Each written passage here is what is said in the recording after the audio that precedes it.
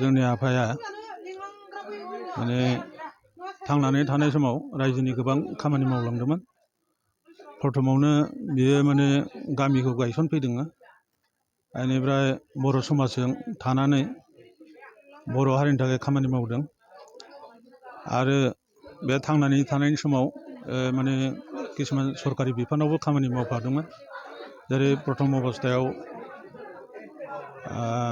84-85आव chief काउन्सिलरबो जादोंमोन। ओमफ्राय 83 सननि दावहायावबो बियो जिल्लानि सान्थि कमिटिनि आफादगिरिमोन। बेनिफ्राय बिनि उनाव आरो खनसेबाव काउन्सिलर जाबावदों। ओमफ्राय ITTP चेयारमेनबो जादोंमोन। ओमफ्राय स्कुल गायसननायावबो दङ। दैमालु स्कुलखौ गायसननायाव बाबायानो जोंना आफायानो आफादगिरिमोन। बेनिफ्राय हाथाइ लाबोदों आलुपारा माबाखौ हाथाइखौ। ओमफ्राय बेजों लोगोसे हमबाय बायदिसिना माने गोबां रायजोनि थाखाय आफाया खामानि मावबोदों।